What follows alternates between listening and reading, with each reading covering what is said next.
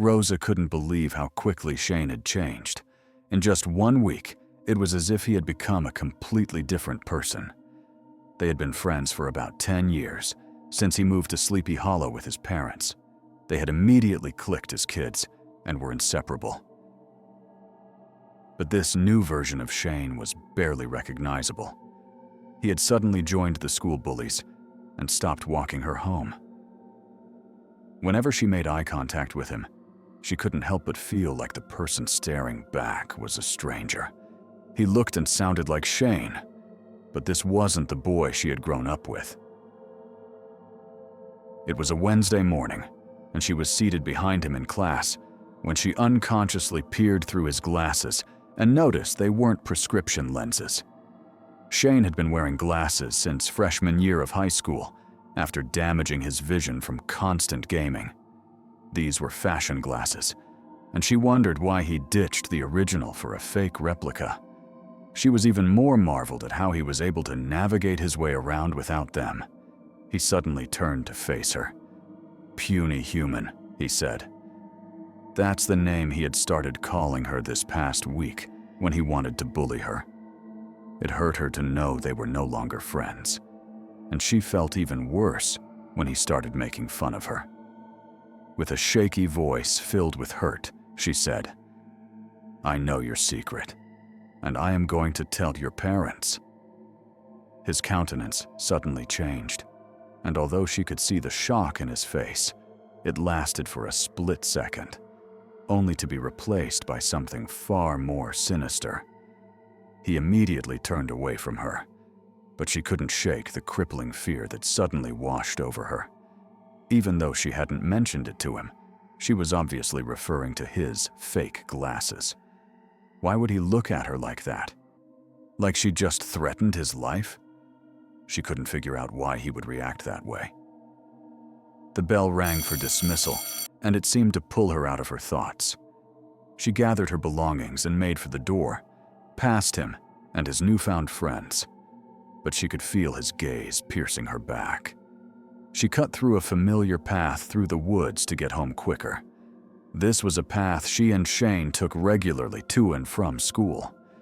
She still felt uneasy and couldn't shake the feeling that she was being watched. She turned around and lo and behold, there was Shane. He was about 100 feet away and was approaching like a predator measuring its prey. Immediately, he noticed he had been spotted and started running after her to close the distance. She panicked and veered off course, running deeper into the woods. After covering a bit of distance, she crouched down and was determined to wait it out until he gave up hope of finding her and left her alone. She scanned her environment and found vegetation that looked out of place in that part of the woods.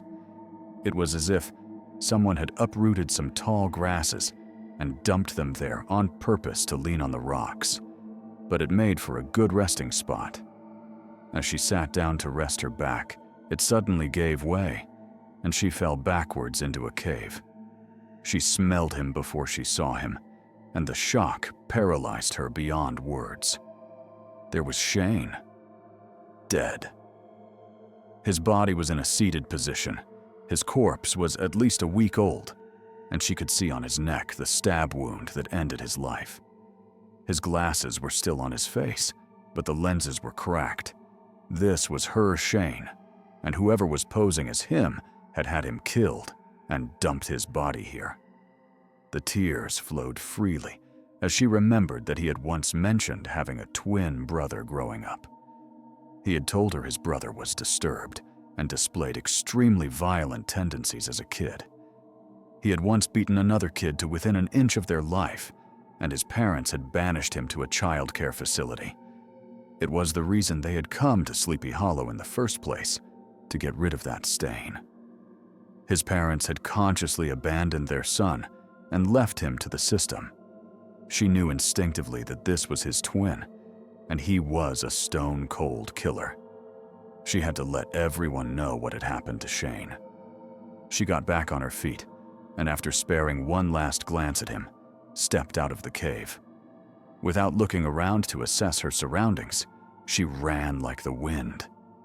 She could see the path ahead now, the one that led toward human interaction and away from the deafening silence of the woods. She was about making it out of the woods when she felt something hard strike the back of her head. She collapsed instantly. They found Rosa's body a day after Shane's evil twin had killed her in the woods. He had made it very easy for the search and rescue team. They found her propped on a rock in a seated position, as if waiting for them. The secret, dead with her.